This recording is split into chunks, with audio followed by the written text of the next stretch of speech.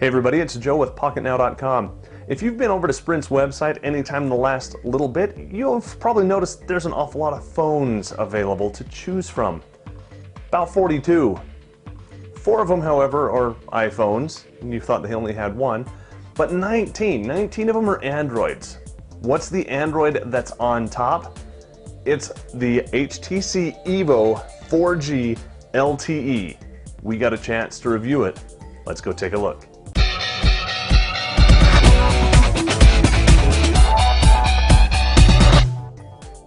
So when you pick up your HTC Evo 4G LTE from your nearest Sprint store or from the website, you'll notice it comes in this kind of a understated brown box.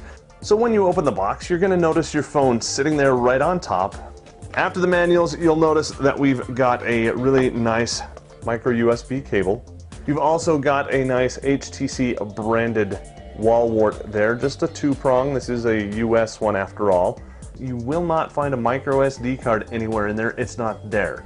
You're not going to find a GSM card because you don't need it. Not even for LTE, which is unusual. You're also going to notice that although the phone has Beats Audio included in it, it does not include any Beats Audio certified headphones. In fact, there are no headphones. Let's talk a little bit about the design. HTC got a black eye because all of their phones in the past were kind of a cookie cutter. They all looked the same. It was all just essentially the same phone with different guts. With the HTC One family, HTC is changing all of that. The Evo 4G LTE, though named differently than the One series, is most certainly one of the family.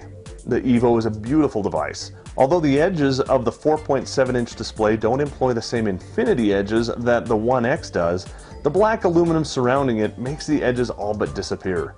The front of the device holds an elegant earpiece with a hidden notification LED, a subtle HTC logo, and 3 capacitive buttons at the bottom of the screen. The Sprint and HTC logos are on the back. They're very subtle and they help to emphasize the phone rather than the carrier and the manufacturer. The back of the phone is mostly a matte aluminum, giving the Evo 4G LTE a durable feel.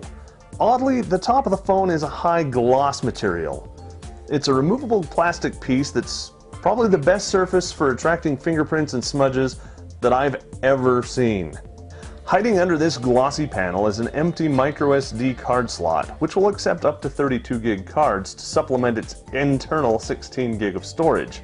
Separating the two materials on the back of the phone is a red strip of aluminum that can be pulled out and used as a kickstand.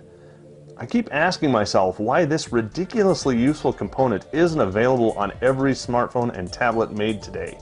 The Evo 4G LTE feels great in the hand. The anodized aluminum space frame, as they call it, has just the right amount of grip without sacrificing style.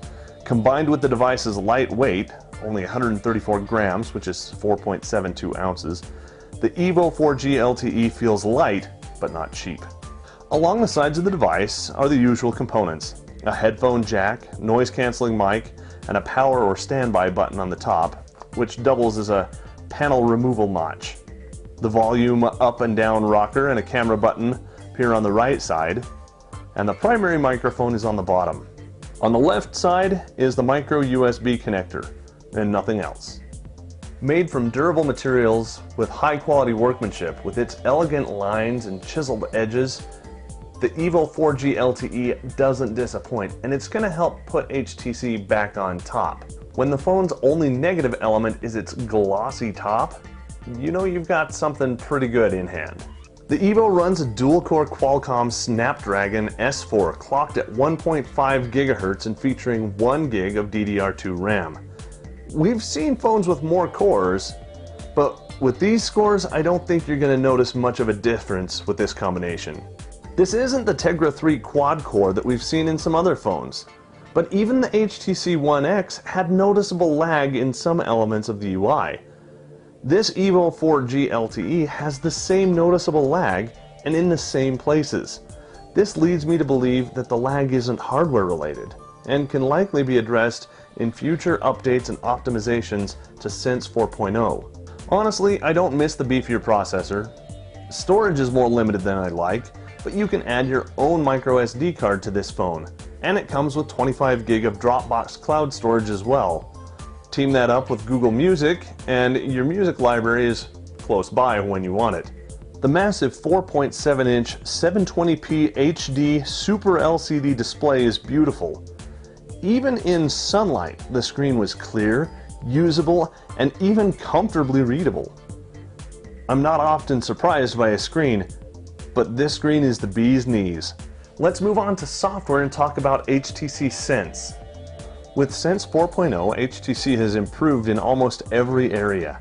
It's lighter, it's faster, and it adds a level of finesse that other launchers just don't have. Subtle animations are everywhere, but not over the top.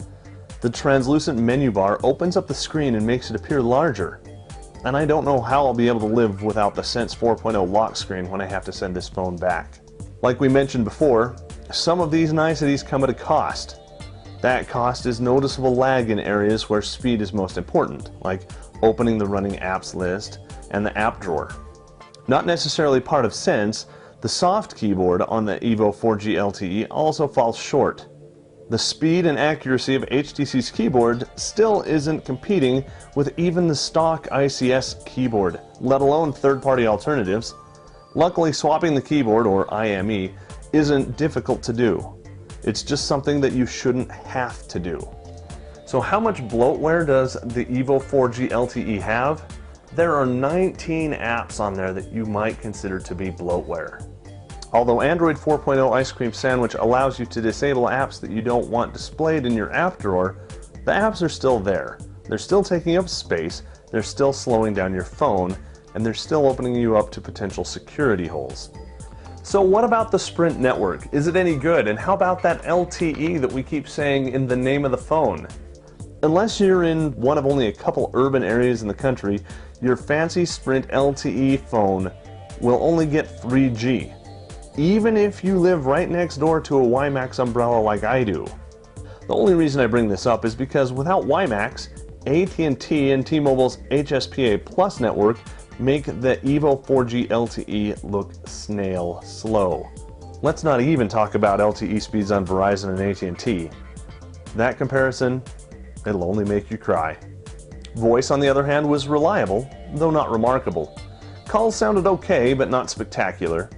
I was able to get clearer calls to Tony in Romania using Skype than I was using Sprint's voice network. Beats audio is nothing short of amazing. You owe it to yourself to try it out. For its primary shooter, the Evo has an 8-megapixel camera on the back with a relatively small LED flash.